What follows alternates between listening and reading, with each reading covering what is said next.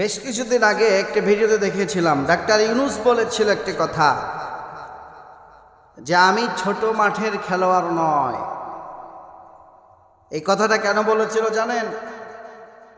তিনি বলেছেন আমি তো মাত্র 7 মাসের রাজনীতিতে এসেছি, এজন্য অনেকে আমাকে বিভিন্নভাবে কথাবার্তা বলছে।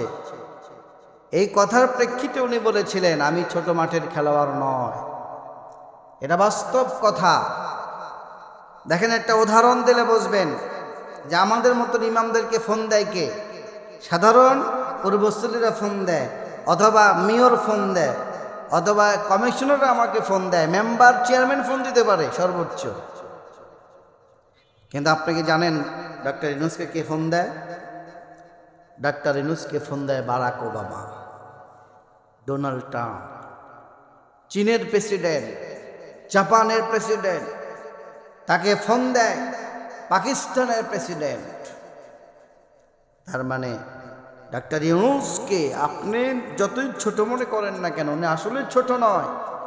বর্তমানে এদেশের অধিকাংশ মানুষ চায় ডাক্তার ইউনূস অন্ততপক্ষে 5টা বছর ক্ষমতায় থাক। কি জন্য চায় জানেন? কারণ উনি আসার পরে অনেক কিছু এদেশের মানুষ উপলব্ধি করতে পারছে, দেখতে পাচ্ছে। তার চালচলন, কাজকর্ম ইতিমধ্যে এর আগে কোনোদিন জিয়াউর রহমান ছাড়া বর্তমানে প্রেসিডেন্ট যারা দেখছে, আমরা ঈদের নামাজের পরে দেখলাম ডাক্তার ইউনূস সাধারণভাবে মুসল্লিদের সাথে হাত মিলাচ্ছে। বিগত বছরে কোনো সরকার সাধারণ মানুষের কাছেও যেতে পারে নাই, কারণ এত অন্যায় দুর্নীতি করছে, যাবে কেমনে?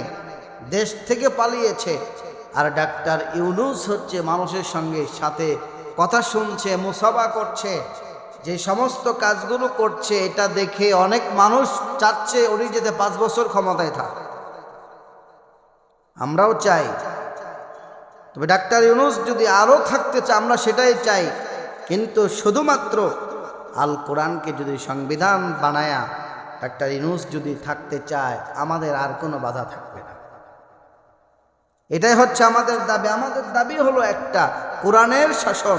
আমাদের দাবি হচ্ছে যিনি শাসন ব্যবস্থা চালু করবে, যেহেতু উনি সংস্কার করতে চায়, বর্তমান সংবিধান ভেঙে দিয়ে আল কোরআনকে যদি সংবিধান বানায়া ডাক্তার ইউনূস 10 বছর 20 বছরও থাকতে চায়, এদেশের মানুষ আমার মনে হয় কিচ্ছু বলবে না। কারণ হতেছে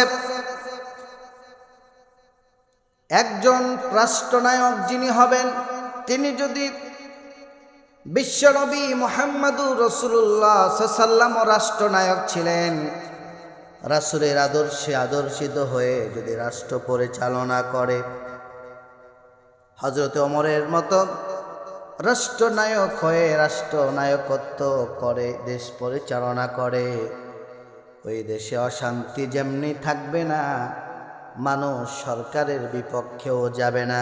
প্রতিটা মানুষ সরকারদেরকে, ওই সমস্ত শাসকদেরকে সহযোগিতা করবে। অনুরূপভাবে ডাক্তার ইউনূস যদি এদেশে শুধুমাত্র সংস্কার করবে, সংবিধানটা বাতিল করে দিয়ে যদি কোরআনের সংবিধান চালু করে দেয়, 5 বছর কেন 10 বছর থাকলে দেশের মানুষের কোনো ক্ষতি হবে না। কারণ সংবিধান কোরআন হলে এদেশ থেকে দুর্নীতি কমে যাবে, রাহাজানি কমে যাবে, চুরি চামারি করে যাবে, ধর্ষণ বন্ধ হবে, জিনা ব্যভিচার বন্ধ হবে। ডাক্তার যখন সমস্ত কিছু বন্ধ হয়ে যাবে, মানুষ ডাক্তার ইউনূসকে সাধুবাদ দেবে। পৃথিবীর বড় বড় মোড়লরা যেমন ফোন দিয়ে তাকে শুভকামনা জানায়, এদেশের মানুষও তাকে স্বাগত জানায়।